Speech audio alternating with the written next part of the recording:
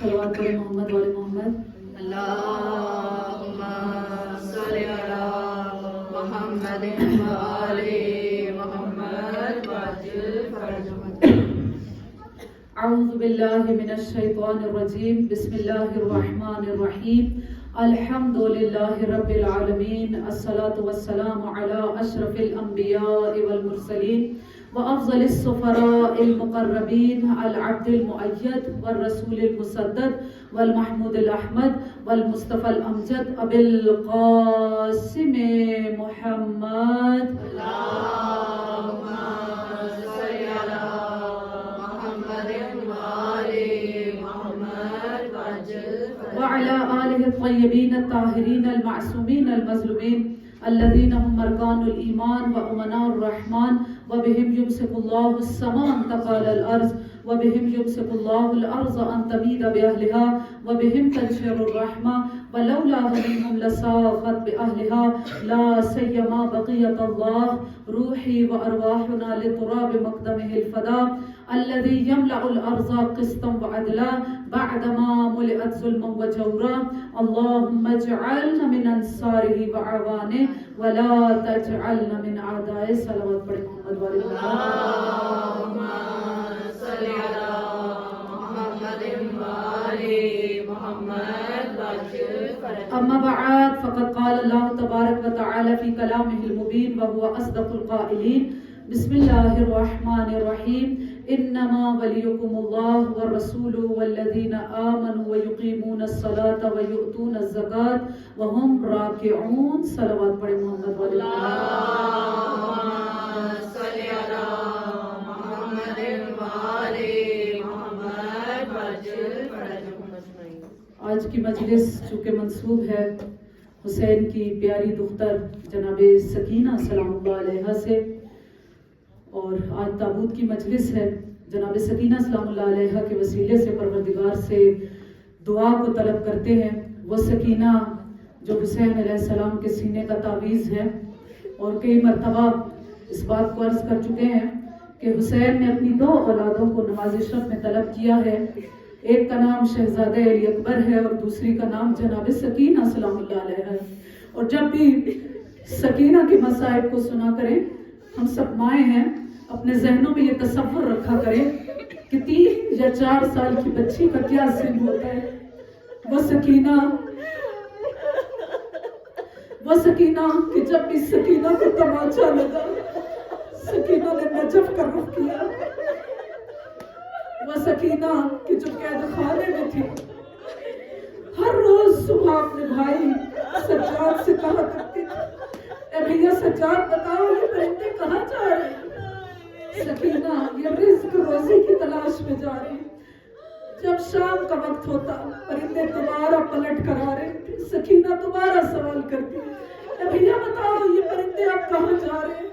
اور سکینہ یہ اپنے گھروں کو واپس جا رہے ہیں. سکینہ نہ جانے کس دکھی دل کے ساتھ کہتی ہوگی، اے بھیا بتاؤ کیا ہم بھی کبھی واپس گھر میں جائیں؟ امام سجاد کیا جواب دیتے ہیں؟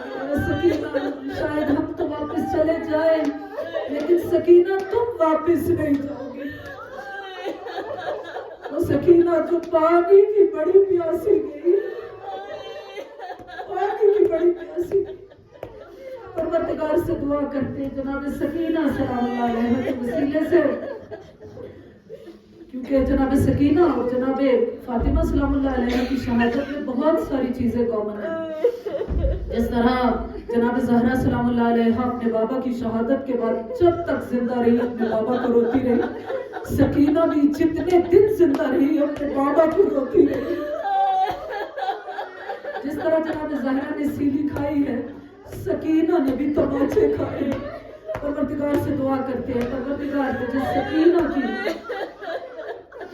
باتوں کو اٹھائیے تو یہ دعا کی قبولیت کا وقت ہوتا ہے کہ جب دل ٹوٹ جائے، ایک مرتبہ آنکھوں سے آنسو نکل آئے، ظاہر سکینہ کا واسطہ دیا ہے. پروردگار دعاؤں کو مستجاب کرتا ہے. پروردگار ہماری مجالس کو شرف قبولیت عطا فرما. मरहुमीन के दर्जात को बुलंद करना, जिसकी जो जो हाजत है परवरदिगारा उस हाजत को कबूल करना, परेशानियों को दूर करना, मुश्किलात को आसान करना, बे औलादों को औलाद देना, औलाद वालों को अपनी औलाद की तरबियत करने की तौफीक अता करना, बीमारों को शिफा अता करना। मखसूसन एक बीमार है, वो ICU में बच्चा, उसके लिए दुआ कीजिए कि परवरदिगार जनाब सकीना सलामुल्लाह अलैहा के सदके में उसे शिफाई कामिला हो, आजिला हो, नाफिया अता करे।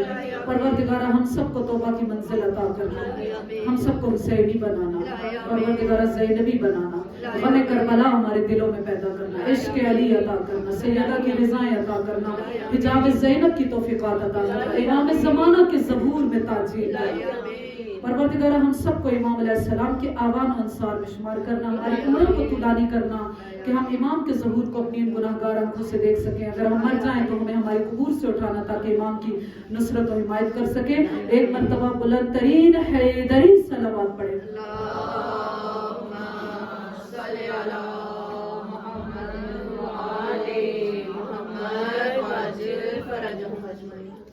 आपके सामने जिस आया की तिलावत का शरफ हासिल किया है, बहुत मशहूर आयत विलायत से मुतल्लिक है, और आयत का नंबर क्या है? सूरह माइदा, उसकी आयत नंबर 55।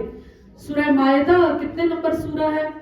5वां सूरा है, और 5 और 5 का अदद है इस आयत का। यानी मौलाइयों के लिए इस आयत को याद करना इतना मुश्किल नहीं है कि सूरा का नंबर भी 5 है और आयत का नंबर डबल 5, 5 5 55। ठीक है।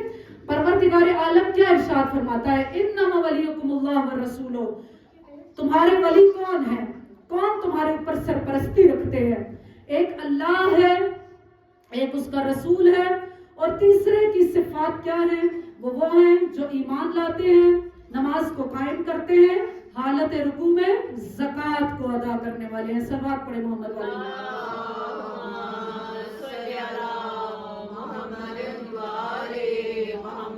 और उसने भी अर्ज किया था कि विलायत मुख्तलिफ माना के अंदर कुरान में आया है, लेकिन जहां पर जिस माना में आया वो सरपरस्त के माना में है। बाज अहले सुन्नत के उलमा ने इसका तर्जुमा ये किया है कि वो तुम्हारे दोस्त है। नहीं, जब अल्लाह की विलायत का जिक्र है, रसूल की विलायत का जिक्र है, तो इसका क्या मतलब है? अल्लाह हमारा दोस्त नहीं है, अल्लाह हमारा सरपरस्त है, हाँ, वली है। तो कुरान में परवरदिगार आलम हमारे 3 वली बता रहा है, 3 सरपरस्त बता रहा है।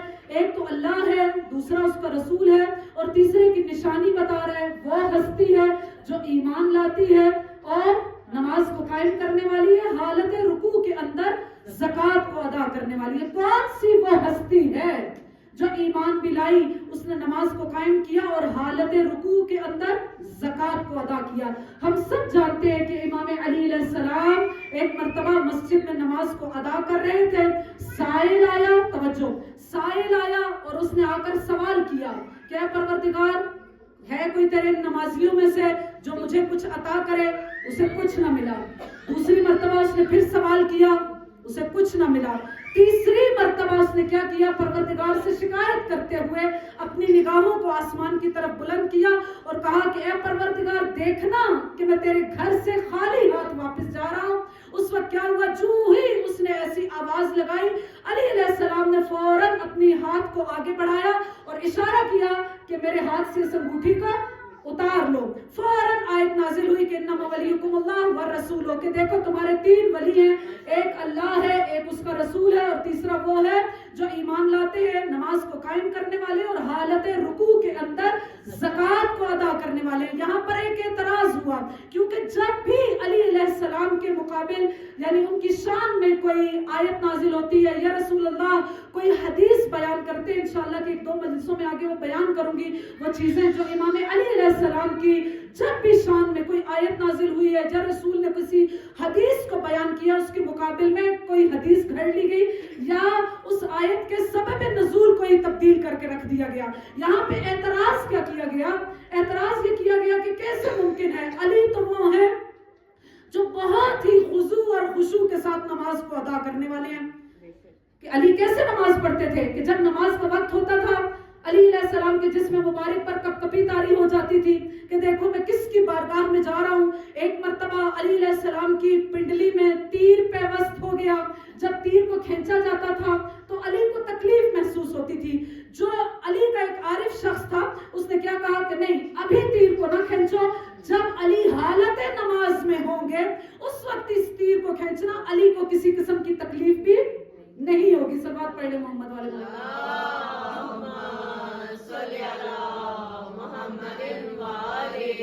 علی کو کسی قسم کی تکلیف بھی نہیں ہوگی۔ تو انہوں نے اعتراض کا کیا کہ کیسے ممکن ہے کہ علی حالت نماز میں ہو، سائل آئے کچھ مانگے اور علی اس کو محسوس کر رہے ہو۔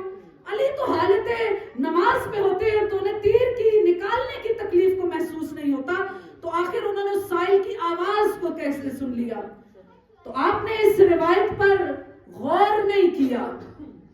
علی علیہ السلام جب مسجد میں نماز پڑھ رہے تھے، سائل آیا، اس نے 2 مرتبہ تمام نمازیوں کو مخاطب کر کے کہا تھا کہ دیکھو مجھے اللہ کے نام پر کچھ دے دو۔ یہ اللہ کا نمازی اگر مسجد میں ہوتا تو کچھ دیتا۔ تیسری مرتبہ اس نے کیا کہا؟ اے اللہ تو گواہ رہنا تیری مسجد سے خالی ہاتھ جا رہا ہوں، چونکہ علی وہاں پہنچے ہوئے تھے۔ علی اللہ کے پاس نماز کی حالت میں پہنچے ہوئے تھے، فوراً اس آواز کو سنا اور حالت رکوع کے اندر اپنی انگوٹھی کو بطور زکات ادا کر دیا۔ صلوات پڑھ لیں محمد والے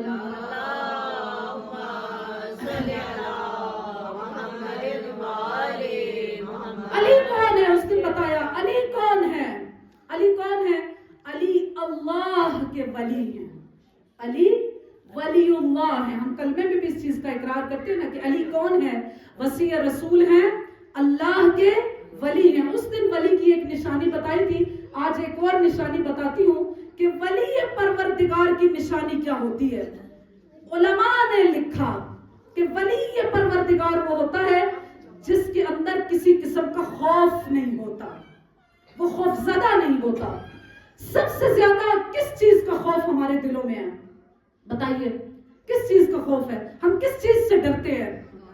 ہاں، موت سے ڈرتے ہیں۔ احسن تم، کس چیز کا ڈر ہے ہمارے دلوں میں؟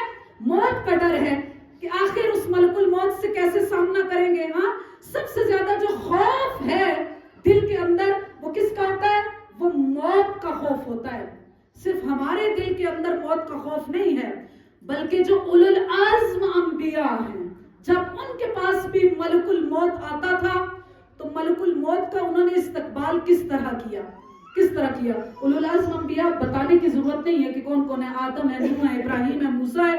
عیسیٰ کے پاس تو ملک الموت ابھی تک آئے نہیں، وہ زندہ آسمانوں پر اٹھا لیے گئے۔ بہرحال جو 4 اولو العزم انبیاء ہیں ان کے پاس جب ملک الموت آیا تو ان کا حال کیا تھا؟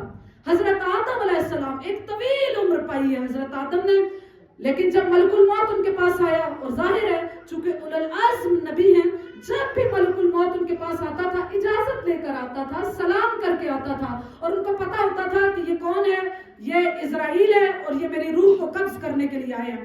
حضرت آدم علیہ السلام کے پاس جب حضرت ملک الموت آئے، حضرت اسرائیل علیہ السلام آئے، تو حضرت آدم پوچھتے ہیں کہ بتاؤ کس غرض سے آئے ہو؟ کہا کہ آپ کی روح کو قبض کرنے کے لیے۔ آدم نے فوراً کیا کہا کہ نہیں، میرے ابھی 50 سال باقی ہیں، تم جلدی آ گئے ہو۔ تو ملک الموت کیا کہتے ہیں؟ آپ یاد کریں کہ آپ نے جب اپنی اولاد کی عمروں کو دیکھا تھا تو وہاں پر اپنے ایک بیٹے کی عمر کو کم پایا تھا، 50 سال کم تھی، تو کہا کہ میرے بیٹے کی 50 سال عمر کم ہے۔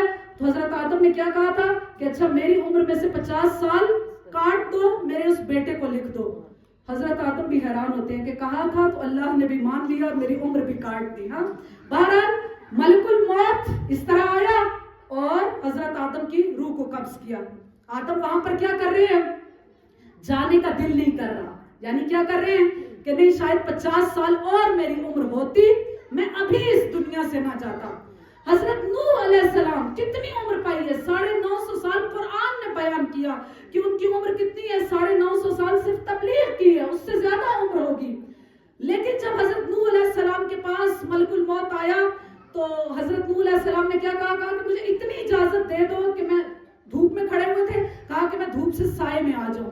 بھلا کتنا فرق پڑ جائے گا کہ دھوپ سے سائے میں آ جائیں گے، کتنا ہو جائے گا، فرق پڑ جائے گا۔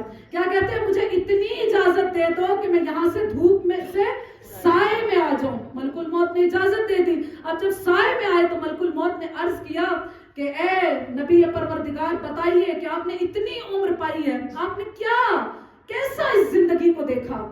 کہتے ہیں بس ایسا ہی دیکھا کہ جتنا دھوپ سے سائے میں آنے کا سفر ہے، اتنا ہی بس دیکھا۔ حضرت ابراہیم علیہ السلام، کتنے درجے ہیں حضرت ابراہیم علیہ السلام کے، خلیل پروردگار، بیٹا ذبیح ہے پروردگار، لیکن جب ملک الموت ان کے پاس آتا ہے تو کیا کہتے ہیں کہ کس لیے آئے ہو؟ کہا کہ میں آپ کی روح کو قبض کرنے کے لیے آیا ہوں۔ تو ملک الموت سے حضرت ابراہیم کیا کہتے ہیں کہ جاؤ پروردگار سے جا کر کہو کہ کیا وہ دوست سے ایسی چیز کو لیتا ہے کہ جو اسے ناپسند ہو؟ یعنی حضرت ابراہیم علیہ السلام کا ابھی دل نہیں چاہ رہا کہ میں کیا کروں، میں اس دنیا سے جاؤں۔ تو وہاں سے پروردگار کی بھی کیا جواب آیا کہ کیا ایک دوست کا دل نہیں کرتا کہ وہ دوست سے ملاقات کرے؟ وہاں پر حضرت ابراہیم علیہ السلام لاجواب ہو جاتے ہیں اور ملک الموت ان کی روح کو قبض کر لیتا ہے۔ حضرت موسیٰ کا واقعہ جو وہ سب سے زیادہ عجیب ہے کہ جب موسیٰ علیہ السلام کے پاس ملک الموت آتا ہے تو پوچھتے ہیں کہ کیوں آئے ہو؟ کہا کہ آپ کی روح کو قبض کرنے کے لیے آیا ہوں۔ کہا کہ بتاؤ کس طرح میری روح کو قبض کرو گے، کہاں سے، کس عضو سے قبض کرو گے؟ کہا کہ آپ کے ہاتھوں سے قبض کروں گا۔ کہا کہ انہی ہاتھوں سے تو میں قرآن کی توریت کی الواح کو اٹھاتا تھا۔ کہا کہ اچھا پاؤں سے قبض کروں گا۔ کہا کہ انہی پاؤں سے میں چل کر کوہ طور پر گیا تھا۔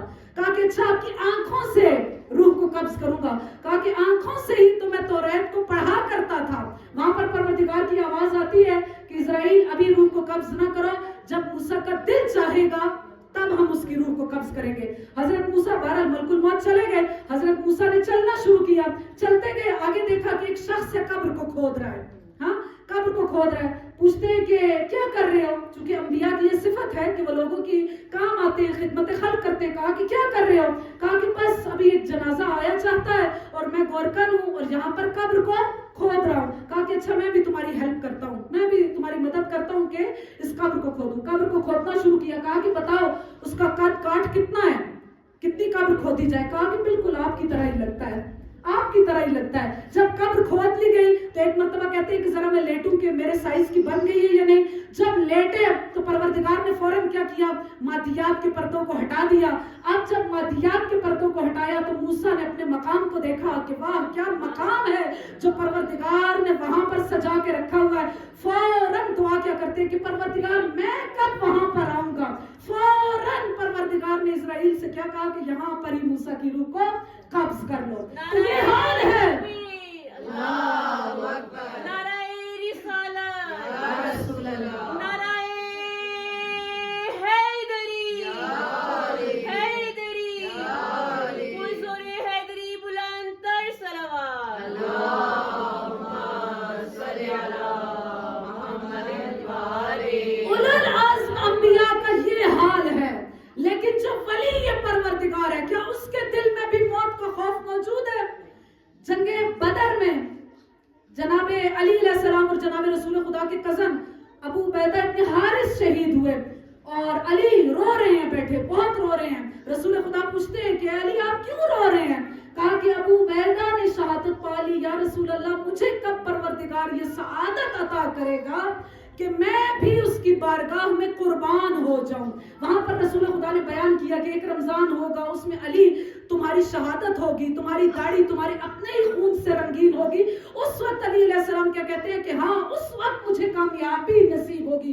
اور وہاں 19 رمضان کو جب علی علیہ السلام کے سر پر ضربت لگتی ہے، علی کو معلوم ہے کہ اب میری شہادت قریب ہے، لیکن فوراً آواز کیا آتی ہے، کسی قسم کا خوف موت کا موجود نہیں ہے، بلکہ کیا کہتے ہیں فزت و رب الکعبہ، رب کعبہ کی قسم علی آج کامیاب ہو گیا، کیونکہ آج علی اس دن سے قریب ہو گیا کہ جب علی کی اللہ سے ملاقات ہونے والی ہے۔ نہ صرف علی بلکہ اس خانوادے کا ہر فرد ایسا ہی ہے، کسی قسم کا موت کا خوف موجود نہیں ہے۔ ہم سب جانتے ہیں کہ کربلا سے جب قریب ہو رہا تھا امام حسین علیہ السلام کا قافلہ، امام حسین علیہ السلام کو تھوڑی سی اونگ آئی، اونگ جب آئی تو اس وقت امام علیہ السلام اٹھے اور کیا کہا، انا للہ و انا الیہ راجعون۔ تو وہاں پر شہزادہ علی اکبر موجود تھے۔ کہا کہ بابا آپ نے کلمات استرجاع کو کیوں پڑھا، آپ نے یہ کیوں کہا کہ انا للہ و انا الیہ راجعون؟ امام حسین علیہ السلام نے کہا کہ ابھی میں نے کسی ندا کو سنا کہ کوئی کہہ رہا ہے کہ یہ قافلہ موت کی طرف جا رہا ہے۔ کہا کہ بابا اولسنا علی الحق، کیا ہم حق پر نہیں ہیں؟ کہا کہ بالکل ہم حق پر ہیں. علی اکبر، چونکہ علی کا علی پوتا ہے، کیا کہتے ہیں کہ بابا پھر کیا غم ہے، موت ہمارے اوپر آ جائے یا ہم موت کے اوپر چلے جائیں. حسن کا فرزند قاسم، شب عاشور کا وہ جملہ آپ سب کے ذہنوں میں ہوگا کہ 13 سال کا صرف سن ہے، لیکن موت کے بارے میں جب امام حسین علیہ السلام پوچھتے ہیں کہ اے قاسم بیٹا بتاؤ تم موت کو کیسا محسوس کرتے ہو، سن چھوٹا ہے، بچوں والی عمر ہے، اسی لیے قاسم نے بچوں والا جواب دیا کہ میں موت کو احلا من العسل، میں موت کو شہد سے بھی زیادہ شیرین محسوس کرتا ہوں. تو یہ وہ ہستیاں ہیں کہ ان کے دل میں کسی قسم کا بھی موت کا خوف موجود نہیں ہے. صلوات پڑھنے محمد والے اللہم صلی علی محمد وآل محمد وعجل فرج. کیونکہ یہ جو ولی پروردگار ہے، توجہ، یہ جو ولی پروردگار ہے یہ کون ہے؟ جس کے بارے میں رسول خدا نے ارشاد فرمایا کہ القرآن مع العلی والعلی مع القرآن. یہ علی قرآن کے ساتھ ہے، قرآن علی کے ساتھ ہے. رسول خدا نے بتا دیا کہ کون قرآن کے ساتھ ہے، علی قرآن کے ساتھ ہے، قرآن علی کے ساتھ ہے. لیکن اس وقت ایک نعرہ بلند کیا گیا، وہ کیا کہا گیا کہ حسبنا کتاب اللہ، کہ ہمارے لیے اللہ کی کتاب کافی ہے. کیا کافی ہے؟ ہمارے لیے اللہ کی کتاب کافی نہیں ہے. اللہ کی کتاب کافی ہے اہل بیت کے ساتھ. کن کے لیے کافی ہے؟ وہ اہل بیت کے لیے کافی ہے.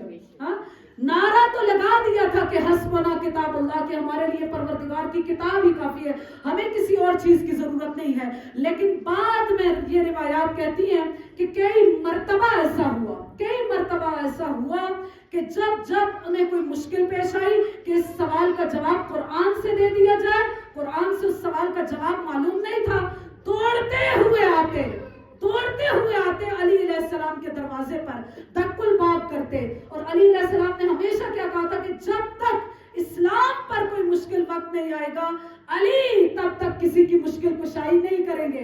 دق الباب ہوا اور علی کی آواز کیا آتی ہے، کیا اسلام پر مشکل آ گئی؟ کہا کہ اب بالکل اسلام پر مشکل آ گئی. علی باہر نکلے، کئی مرتبہ ایسا ہوا، باہر نکلے، پوچھا کہ کیا پوچھنا چاہتے ہو، کیا مشکل آئی؟ کہا کہ یا علی قرآن سے یہ سوال کا جواب نہیں مل رہا. روایت کیا کہتی ہے، علی نے قرآن کو ہاتھوں میں لیا، قرآن کو کھولا، وہی آیت نکلی.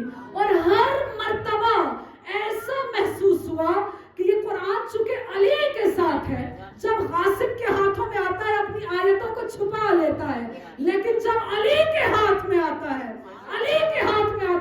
تو یوں لگتا ہے کہ جیسے آیتیں پڑھ کر علی کو سلام پیش کر رہی ہیں. اور علی کیا کہا کرتے تھے کہ جو کچھ بھی پوچھنا ہے مجھ سے پوچھو، کہ قرآن کے اندر محکم بھی ہے، متشابہ بھی ہے، قرآن کے اندر ناسخ بھی ہے، منسوخ بھی ہے، قرآن کے اندر تفسیر بھی ہے، تعویل بھی ہے. مجھ سے پوچھو، کیونکہ میں ہر جگہ پر رسول خدا کے ساتھ تھا. میں مکہ میں بھی ساتھ تھا، میں مدینہ میں بھی ساتھ تھا، میں صلح کے وقت بھی ساتھ تھا، میں جنگ میں بھی ساتھ تھا، میں فرش پر بھی ساتھ تھا، میں عرش پر بھی، ہر جگہ پر. اگر کوئی رسول خدا کے ساتھ تھا تو وہ علی ابن ابی طالب علیہ السلام.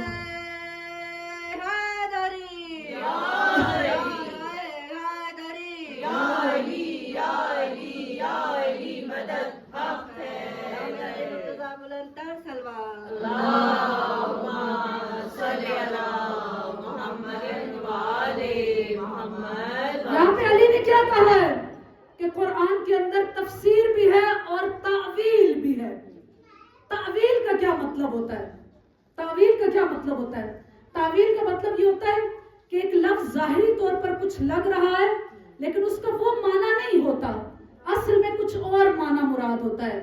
مثلا جیسے اس دن بھی آیت پڑھی کہ ید اللہ فوق ایدیہم، کہ اللہ کا ہاتھ ان کے سروں کے اوپر ہے. اس کا مطلب نہیں ہے کہ نعوذ باللہ جسمانیت پروردگار کے قائل ہے کہ اللہ کا کوئی ہاتھ ہے جو ان کے سروں کے اوپر ہے. نہیں، مراد کیا ہے؟ قدرت پروردگار مقصود ہے کہ تم سب کے اوپر جو چیز کار فرما ہے وہ کیا ہے؟ وہ پروردگار کی قدرت اس کی طاقت ہے, اس کی حکومت ہے. آج کل کے زمانے کے عالم دین آغا مرتضیٰ عسکری جو کہ ہسٹری کے ماہر استاد ہیں, اور بہت ساری ان کی کتابیں انشاءاللہ اگر کوئی پوچھے گا تو میں اس کو بتاؤں گی کہ کون کون سی ان کی کتابیں ہیں. بہرحال ہسٹری کے ایک ایکسپرٹ ہیں, اور ایک مرتبہ آغا مرتضیٰ عسکری سعودی عرب میں کسی کانفرنس میں گئے, اور ہم سب جانتے ہیں کہ شیعوں کو خاص طور پر سعودیہ میں کیا لقب دیے جاتے ہیں. وہاں پر سعودی مفتی بھی موجود تھا. ایک مرتبہ جب آغا مرتضیٰ عسکری کی باری آئی کہ وہ جائیں سٹیج پر اور سپیچ کریں, وہاں پر ہی فوراً چونکہ سب کے آگے مائک کھلے ہوئے ہوتے ہیں تو وہ اٹھے, تو جو سعودی مفتی ہے وہ نابینا ہے, عبداللہ ابن باز اس کا نام, بن باز کہا جاتا ہے, اس کا نام بتایا جاتا ہے, نابینا ہے. اس نے فوراً کیا کہا, لعنت اللہ علیہ. ہاں, وہاں پر آغا مرتضیٰ عسکری کہتے ہیں کہ نہیں, کانفرنس آگے نہیں چلے گی, یہاں پر ہی رکے گی, اور یہاں پر بن باز کو میری بات کا جواب دینا پڑے گا. کہا کہ کیا جواب دینا پڑے گا؟ کہا کہ سب سے پہلے تو آپ یہ بتائیں, آپ نے کہا کہ لعنت اللہ علیہ, کیا آپ لعنت کے قائل ہیں؟ ہاں, جب ہم لعنت کرتے ہیں تو کیا کہا جاتا ہے کہ یہ بدعت ہے, لیکن آپ مجھے آج یہاں پر بتائیے کہ کیا آپ لعنت کے قائل ہیں؟ کہا کہ ہاں, تم شیعہ لعنت کے قائل ہو, کیونکہ تم لوگ قرآن کی تعویل کرتے ہو, قرآن کی تعویل کرتے ہو, آیتوں کو کسی اور معنی میں بیان کرتے ہو, اس وجہ سے تمہارے اوپر لعنت ہے. آغا مرتضیٰ عسکری نے کہا کہ اچھا بتاؤ کہ اس آیت کا کیا مطلب ہے کہ من کانا اعمی فی ہذہ الدنیا فہو فی الآخرۃ اعمی, جو کوئی اس دنیا میں اندھا ہوگا وہ آخرت میں بھی اندھا ہوگا. بن باز کون تھا؟ نابینا تھا خود. ہم سوچتا رہا کہ اب کیا جواب دے, خود نابینا ہے, کہ جو کوئی اس دنیا میں نابینا ہے وہ کیا ہے, وہ آخرت میں بھی نابینا ہے. وہاں پر جب تھوڑی دیر چپ رہا تو اس کے بعد کیا کہتا ہے, نہیں یہاں پر تعویل کرنی پڑے گی, یہاں آیت کا مطلب یہ نہیں ہے, یہاں پہ تعویل کرنی پڑے گی. مرتضیٰ عسکری کیا کہتے ہیں, ہاں یعنی اس کا کیا مطلب ہے کہ تم بھی تعویل کے قائل ہو. کہا کہ آیت کا مطلب یہ نہیں ہے کہ جو ظاہری طور پر دنیا میں نابینا ہے وہ آخرت میں نابینا ہوگا. کہا نہیں, اس کا یہ مطلب ہے جو کوئی اس دنیا میں ولایت علی کا نابینا ہے وہ آخرت میں بھی ولایت علی علیہ السلام کا نابینا ہوگا. صلوات پڑھ لے محمد والے محمد. اللہم صلی علی محمد وآلِ محمد. کیا کہنا علی علیہ السلام کا, کیا کہنا اس ہستی کا کہ جو اپنے بارے میں ارشاد فرماتے ہیں, توجہ, بہت مشہور حدیث کہ کیا کہتے ہیں کہ پورے قرآن کا نچوڑ, توجہ میری طرف, پورے قرآن کا نچوڑ کس کے اندر ہے, کس کے اندر ہے, الحمد کے اندر ہے. ہاں, الحمد کو کیا کہا گیا, الحمد کے بہت سارے نام ہیں, ام الکتاب ہے, فاتحۃ الکتاب ہے, سبع من المثانی ہے, یعنی وہ 7 آیتیں جو 2 مرتبہ نازل ہوئی ہیں, 2 مرتبہ. کیا کہا گیا کہ پورے کا پورا قرآن کا نچوڑ کہاں پر ہے, الحمد کے اندر ہے. الحمد کا سارا نچوڑ کس کے اندر ہے, اس کی بسم اللہ کے اندر ہے. بسم اللہ کا سارا نچوڑ کس کے اندر ہے, اس کے با کے اندر ہے. با کا سارا نچوڑ کس کے اندر ہے, اس کے نقطے کے اندر ہے. اور علی کے ارشاد فرماتے ہیں, انا نقطۃ تحت البا, میں ہی تو وہ با کا نقطہ ہوں جو اس با کے نیچے ہے. چونکہ سورہ فاتحہ کو کیا کہا گیا کہ وہ سبع مثانی ہے, یعنی ویسے تو اس کا یہی ترجمہ کیا جاتا ہے کہ سبع مثانی کا کیا مطلب ہے کہ جو 2 مرتبہ 7 آیتیں, چونکہ 6 آیتیں وہ اور 7ویں آیت جو بسم اللہ کو ملا کر پڑھی جائے تو یہ کتنی آیتیں بن جاتی ہیں, یہ 7 آیتیں بنتی ہیں.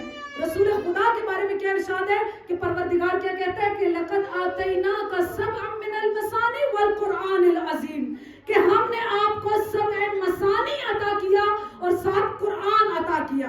اس کا کیا مطلب ہے, کیا کہا جا رہا ہے کہ ہم نے آپ کے 7 مثانی عطا کیا اور 7 قرآن عطا کیا. 7 مثانی تو تفسیر کیا کی جاتی ہے کہ وہ سورہ فاتحہ ہے, لیکن وہاں پر تو قرآن بھی ساتھ کہا گیا کہ ہم نے قرآن کو بھی عطا کیا, 7 مثانی کو بھی عطا کیا. یعنی کیا مطلب ہے کہ 7 مثانی قرآن کے علاوہ کچھ اور چیز ہے. ایسے ہی ہے نا, مطلب کچھ اور چیز ہے جو کہا جا رہا ہے کہ ہم نے آپ کو یہ بھی دیا, ہم نے آپ کو یہ بھی دیا. وہ 7 مثانی کیا چیز ہے کہ جو رسول خدا کو عطا کیا گیا. اور پروردگار بڑے فخر سے کہتا ہے کہ اے رسول ہم نے آپ کو قرآن عظیم بھی دیا, ہم نے آپ کو 7 مثانی بھی دیا. جب معصوم سے پوچھا گیا کہ وہ 7 مثانی کیا چیز ہے تو کہا کہ وہ ہم 14 کے 14 ہیں. اگر آپ ان 14 کے نام دیکھیں تو 7 نام 2 مرتبہ دہرائے جاتے ہیں. گنتے جائیں. سب سے پہلے کیا ہے؟ پیغمبر کا نام ہے محمد, اس کے بعد علی, اس کے بعد فاطمہ, اس کے بعد حسن, اس کے بعد حسین. امام سجاد کا نام وہی علی ہے, ریپیٹ ہو رہا ہے. امام باقر کا نام کیا ہے؟ وہ بھی ریپیٹ ہو رہا ہے. اس کے بعد اگلا نام کیا ہے؟ وہ جعفر ہے. اس کے بعد اگلا نام کیا ہے؟ وہ موسیٰ ہے. نام موسیٰ کاظم علیہ السلام کے بعد جتنے نام ہیں 5 کے 5 وہ کیا ہوتے ہیں؟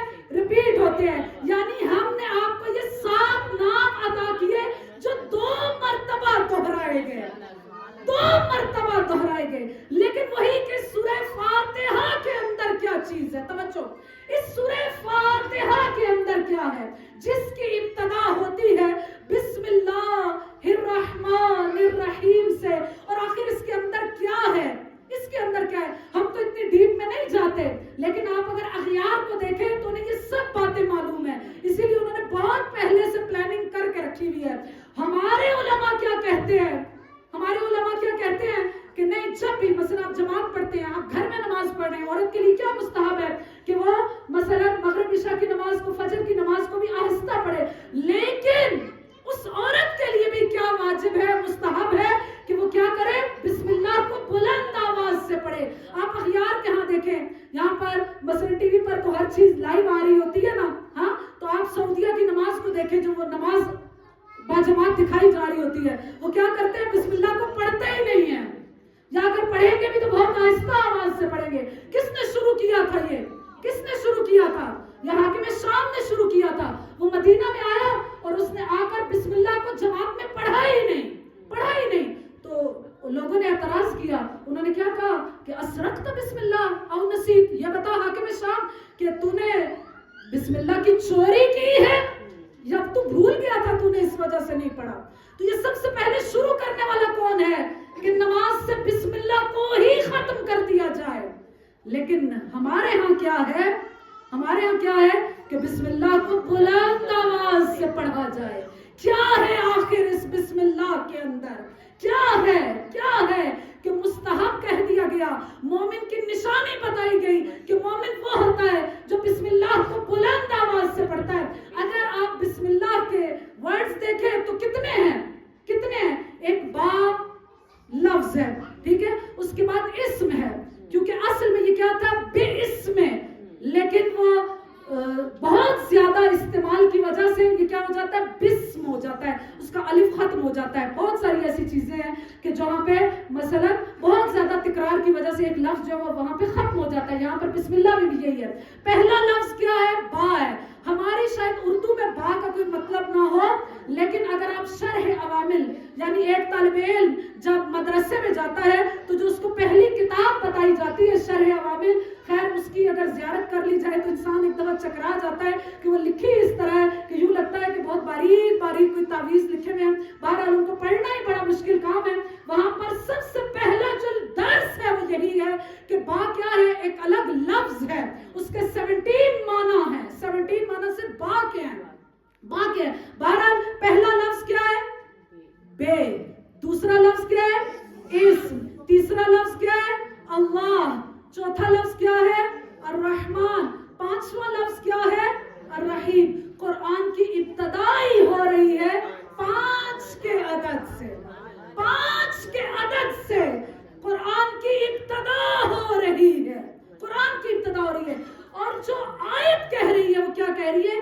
اب با کا کیا معنی ہے؟ با کے بہت سارے معنی ہیں, لیکن جہاں پر علماء نے کیا بیان کیا کہ صرف 2 معنی استعمال ہو سکتے ہیں. صرف 2 معنی میں یہاں پر آیت میں استعمال ہوگا کہ وہ کیا ہے کہ یا تو یہ کہ شروع کے معنی میں ہے, یا کیا ہے؟ استعانت کے معنی میں. استعانت کا کیا مطلب ہے؟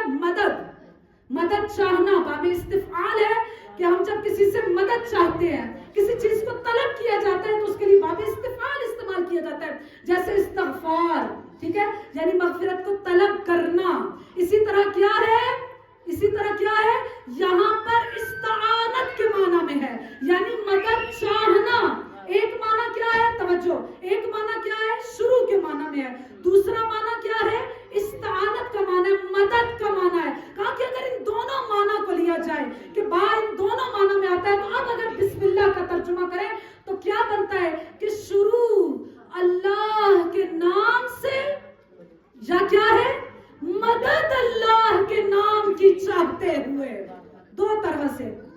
شروع اللہ کے نام سے یا اللہ کے نام کی مدد چاہتے ہوئے.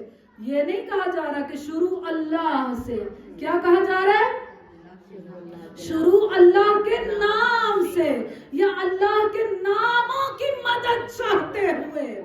وہ اللہ کے نام کیا ہے؟ یہاں پر یہ نہیں کہا جا رہا کہ اللہ سے شروع کر رہے ہیں, اللہ کے اسماء سے شروع کر رہے ہیں. جب معصوم سے پوچھا گیا کہ قرآن کی آیت کہتی ہے وَلِلَّهِ الْأَسْمَاءُ الْحُسْنَى فَادْعُوهُ بِهَا, کہ اللہ کے بہت پیارے پیارے نام ہیں, جب بھی تم اللہ کو پکارنا چاہتے ہو تو اللہ کو ان پیارے پیارے ناموں سے پکارو. تو یہ اللہ کے پیارے پیارے نام کیا ہیں؟ معصوم نے اپنے سینے پر ہاتھ مار کر کہا نحن اسماء اللہ, ہم اللہ کے وہ پیارے پیارے نام ہیں. تو اب اگر قرآن کے اس بسم اللہ کا ترجمہ کریں تو کیا بنتا ہے کہ ان اللہ کے اسماء سے شروع کرتے ہیں, وہ اللہ کے جو رحمان ہے, جو رحیم ہے, یا ان اللہ کے ناموں کی مدد چاہتے ہوئے وہ اللہ جو رحمان ہے, رحیم ہے. آپ کہتے ہیں کہ یا علی مدد شرک ہے, آپ کے قرآن کی ابتدا ہی یا علی مدد سے ہو رہی ہے. سلوات پڑھ لیں.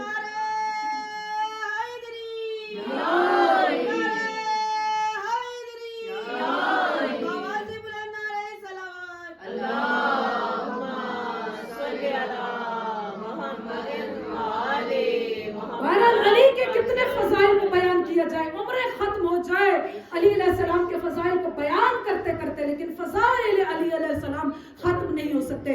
علی کون ہے؟ علی کون ہے؟ علی شجاع, بہادر, کرار, غیر فرار انسان. ہاں, ایسا انسان ہے کہ ایک مرتبہ حاکم شام نے خط لکھا علی علیہ السلام کو, اور اس نے کچھ فخر و مباحات کی کہ میں یہ ہوں, میں وہ ہوں. ہاں, علی علیہ السلام نے آگے سے جواب کیا لکھا, کیا حاکم شام ان لوگوں کو کیوں ملوث کرتے ہو؟ اگر تم اتنا ہی تمہارے اندر دم ہے تو ایک مرتبہ علی کے سامنے آ جاؤ, آ کر مقابلہ کرو. ہاں, ایک کی لڑائی ہو جائے, پتہ چل جائے گا کہ کس میں کتنا دم ہے. اور وہاں پر عمر عاص نے حاکم شام سے مذاق بھی کیا تھا کہ علی نے جب تمہیں مقابلے کے لیے بلایا تو چلے کیوں نہیں جاتے؟ حاکم شام نے کہا کہ تو ہی میرا سب سے بڑا دشمن ہے, ہاں, کہ تو مجھے ایسا مشورہ دے رہا ہے, تجھے نہیں معلوم کہ علی کے مقابل جو جاتا ہے وہ تو بچتا ہی نہیں ہے. علی جیسا شجاع انسان, علی جیسا بہادر انسان, لیکن رسول خدا کی شہادت کے بعد ایک مرتبہ علی کے گلے میں رسی آ گئی. ہاں, علی کے گلے میں رسی ڈال دی گئی. علی علیہ السلام کو مدینہ کی گلیوں میں گھمایا جا رہا ہے. ایک یہودی گزرا, اس نے دیکھا علی علیہ السلام کے گلے میں رسی, اس نے فوراً کیا کہا, علی کو دیکھا اور ساتھ ہی کیا کہا, اشہد ان لا الہ الا اللہ واشہد ان محمد رسول اللہ واشہد انک حجۃ اللہ. میں گواہی دیتا ہوں کہ کوئی پروردگار ضرور ہے, محمد اللہ کے رسول ہے. اس وقت اگر کوئی اللہ کی حجت ہے تو وہ علی آپ ہیں. کسی نے اعتراض کیا کہ یہ کون سا موقع ہے کلمہ پڑھنے کا؟ ہاں, علی کے گلے کے اندر رسی ہے اور تو یہ کہہ رہا ہے کہ اے علی میں گواہی دے رہا ہوں, مسلمان ہو چکا ہے, میں گواہی دے رہا ہوں کہ اگر کوئی حجت پروردگار ہے تو وہ آپ ہیں. اس یہودی نے کیا جواب دیا؟ کہا کہ میں نے اس انسان کو دیکھا کہ یہ بدر کا مجاہد ہے, یہ احد کا مجاہد ہے, یہ جنگ خیبر و خندق کا فاتح ہے, لیکن آج جب اسی علی کے گلے میں رسی آ گئی تو میں سمجھ گیا کہ ضرور پروردگار ہے. کیونکہ جس پروردگار کے عشق میں اس علی نے اپنے گلے میں رسی کو قبول کر لیا وہی وحدہ لا شریک پروردگار ہے. کیا کہنا علی علیہ السلام کی قربانیوں کا, کیا کہنا علی علیہ السلام کے ایثار کا. آج جتنی بھی ہمیں قربانیاں نظر آتی ہیں اسلام پر, وہ کس کی قربانیاں ہیں؟ وہ اولاد علی علیہ السلام کی قربانیاں ہیں. آج جس شہزادی کا تذکرہ کرنا ہے وہ کون ہے؟ علی کی بیٹی ہے جس کا نام سکینہ بتایا جاتا ہے. سکینہ کا کیا مطلب ہے؟ سکینہ کا کیا مطلب ہے؟ سکینہ کا مطلب ہے جو سینے کا سکون ہو, حسین کے سینے کا سکون, سکینہ. اور آپ سے پہلے بھی عرض کیا کہ جب ان مسائب کو سنیے گا نا تو ذرا 3 سال کی 4 سال کی بچیوں کو اپنے ذہن میں رکھ کر سکینہ کے مسائب کو سنیے گا. سکینہ وہ شہزادی ہے, سکینہ وہ ہستی ہے. اور بی بی کی کس مصیبت کو ذکر کیا جائے, سکینہ وہ ہستی ہے کہ جب شام غریبہ ہوئی, جب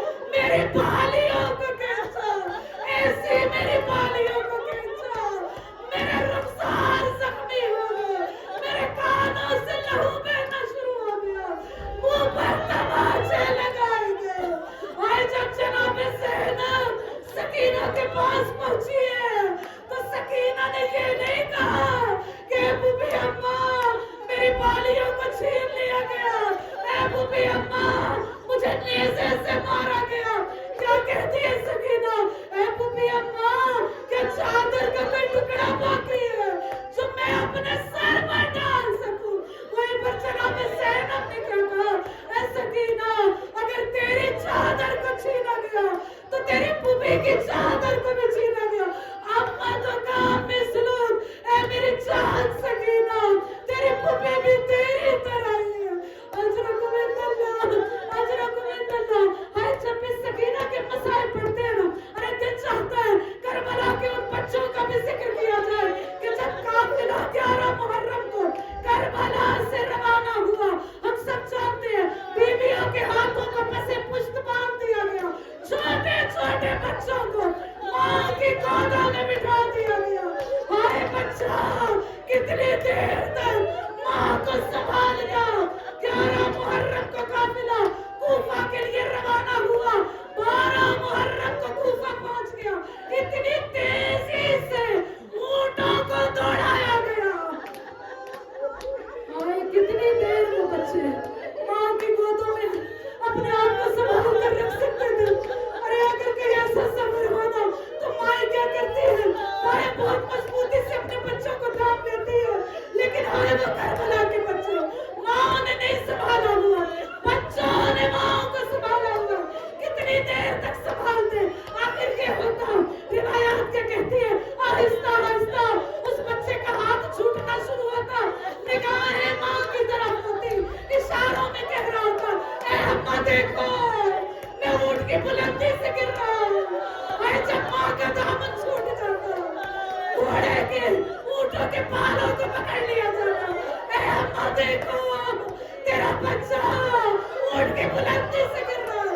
हाय जब बिल्कुल गिरने के करीब हो जाता ना, अरे माएं अपने चेहरों को मार लेती, कभी नजफ का रुख करती, कभी करबला का रुख करती। ओ बाबा अली देखिए, आज हमारी गुर्बत को देखिए। हाय बच्चे ऊंटों से गिर गिर कर अपने ऊंटों से गिर जाते। लेकिन हर मर्तबा ज़ैनब क्या काम करती? ज़ैनब अपने हाथ को ऊंट से गिरा देती। जो ज़ैनब ऊंट से गिरती, काफिला रुक जाता, बेबी उस बच्चे के पास आती और बेबी खुद बयान करती है, जब भी मैं किसी बच्चे के पास गई, उसको उठाना चाहा, वो बच्चा मुझे जिंदा नहीं मिला। इसीलिए अगर आप करबला से कूफा से शाम जाए, रास्ते में आपको छोटी छोटी कब्रें मिलेंगी। ये किन शोहदा की कब्रें हैं? ये इन्हीं बच्चों की कब्रें हैं जो माँ की गोदों से गिरकर। सकीना को भी माँ की गोद में बिठाया गया, सकीना को भी बिठाया गया। हाय सकीना के 3 साल कई मर्तबा सकीना ऊंट की बुलंदी से गिरी है। जब गिरी, काफिला रुका, ज़ैनब गई, सकीना को उठाया, कभी सैयद सज्जाद की पुश्त पर ताज़ियानों को लगाया गया। बताओ तुम्हारी सकीना कहाँ गिर गई है? बताओ तुम्हारे बाबा का नेज़ा आगे क्यों नहीं जा रहा? हर मर्तबा ज़ैनब जाती, जाकर सकीना को उठा कर लाती, लेकिन रिवायत क्या कहती है? एक मर्तबा सकीना गिरी, लेकिन काफिला न रुका। बीबी ने चाहा कि वो अपने आप को ऊंट से गिराए, सकीना तक पहुंचाए, लेकिन शिम्र मलून आगे बढ़ा और बढ़कर क्या कहता है? आज ज़ैनब ढूंढने नहीं जाएगी, आज हम खुद सकीना को ढूंढ कर लाएंगे। अरे रिवायत क्या कहती है?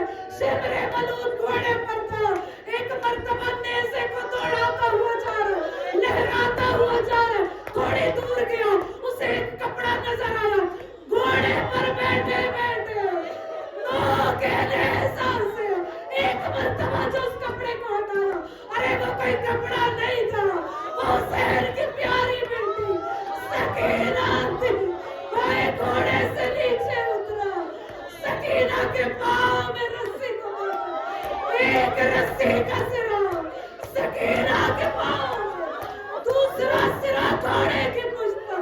हाय उस मुसीबत को कैसे पड़ा? घोड़े को दौड़ाया। काफिला ज्यादा दूर तो न था, लेकिन हाय जब काफिले तक पहुंचे, सकीना का आलम क्या है, सकीना खून में लथपथ हो चुकी। अब शिमरे मलहन क्या कहता है, सकीना वाला ऊंट पर बैठेगी, अलग ऊंट पर बैठेगी। इमाम सज्जाद बयान करते हैं, हाय मेरी बहन को ऐसे ऊंट पर बांधा गया कि जैसे तुम लोग सामान सफर को ऊंट पर बांधते हो। हाय जरा तसव्वुर कीजिए, सकीना को कैसे बांधा गया, कैसे बांधा गया। सकीना की पुश्त है, ऊंट की नंगी पुश्त है, एक मर्तबा रस्सी को लेकर मेरी शहजादी सकीना इस करबला के सबर को कैसे लेकिन सकीना का अपने भाई के साथ रिश्ता क्या है, भाई के साथ रिश्ता क्या है, कितना सैयद सज्जाद से प्यार करती है, कितना प्यार करती है।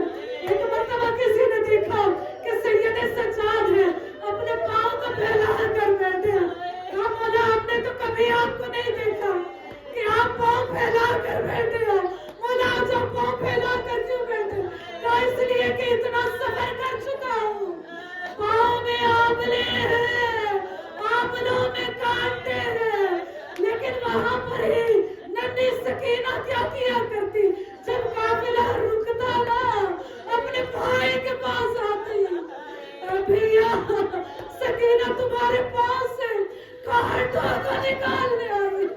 कभी सकीना को पानी मिलता, सकीना भाई सज्जाद की जंजीरों पर डाल देती। यही वजह है एक मर्तबा इमाम सज्जाद के सामने एक शख्स वज़ू कर रहा है, इमाम रोते जा रहे हैं, रोते जा रहे हैं। उसने पूछा कि क्या मौला मेरे वज़ू में गलती है, कहा नहीं तेरे वज़ू में गलती नहीं है, लेकिन तूने जितना पानी वज़ू में खर्च किया करबला से कूफा, कूफा से शाम, इतना पानी मेरी बहन सकीना ने पिया। कहा क्यों मौला इतना कम पानी क्यों पिया? हाँ इसलिए कि जब भी पानी तकसीम करने आता था वो शिमर नहीं आता था, सकीना को शिमर से बड़ा डर लगता था। अरे पानी न लेती थी, प्यासी रह जाती थी, और कभी पानी मिलता था ना सकीना क्या करती थी, अरे मेरी जंजीरों पर डाल देती थी। भैया सज्जाद तेरे जंजीर बड़े तप गए, तेरे जंजीर बड़े गर्म हो गए, सकीना पानी न पिएगी, तेरे जंजीरों पर डाल देगी। इसीलिए तो इमाम सज्जाद कहते हैं कि जिंदान शाम की मुसीबत देख करो और उस जिंदान में सकीना का मर जाना, अरे उससे बड़ी मुसीबत है।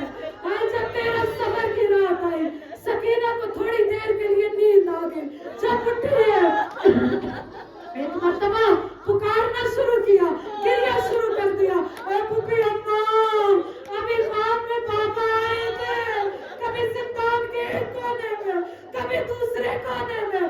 ऐ पुपी अम्मा सकीना अपने बाबा से मिलना चाहती है। अरे जिंदान शाम में कोहराम बपा हुआ, ऐ सकीना कहाँ जिंदान शाम, कहाँ बाबा का सीना। लेकिन सकीना किसी तरह चुप नहीं कर रही है। ये सकीना की आज आखिरी रात है, आज जिंदान में आखिरी रात है। अरे यजीद को इस गिरिए की आवाज आई, फौरन पूछता है कि आज ये कोहराम कैसा है। कहा कि हुसैन की सकीना आज सो नहीं रही है, वो अपने बाबा से मिलना चाहती है।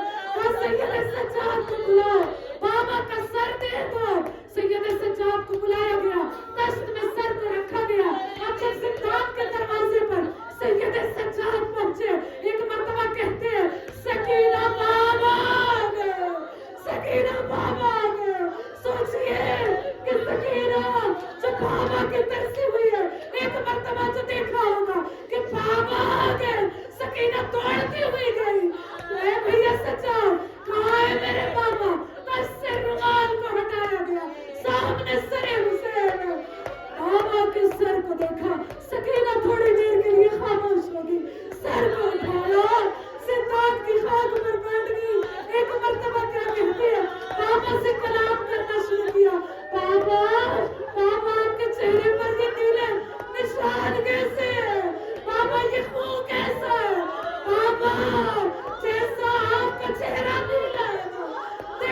सकीना का भी चेहरा भी, ए बाबा सकीना के कोहर छीन लिए गए, ए बाबा सकीना को तमाचे लगाए गए, ए बाबा बताओ आपकी पेशानी पर ये निशान कैसा है? ए बाबा मैंने भी बड़े नेज़े खाए, बाबा मैंने भी बड़े पत्थर खाए, बाबा के मुंह पर जो मुंह को रखा एक मरतबा सकीना की आवाज बंद हो गई, इमाम सज्जाद की आवाज आई, इन्ना लिल्लाहि व इन्ना इलैहि राजिऊन। हुसैन की अज़ादार चली गई, हुसैन पर रोने वाली चली गई। अरे इमाम सज्जाद क्या कहते हैं, उससे बड़ी मुसीबत यह थी वही जिंदा था, सकीना की कब्र थी। एक मर्तबा मैंने जो सकीना को कब्र के हवाले करना चाहा, अरे दस्तूर ज़माना यही है कि जब कब्र में कोई रखता है, नीचे कोई कब्र में खड़ा होता है जो उस जनाजे को कबूल करता है, जनाजे को कबूल करता है। एक मर्तबा इमाम सज्जाद का गिरिया बुलंद हुआ, हाय मर्दों में सिर्फ एक मर्द बाकी है, अरे कोई ऐसा मर्द नहीं है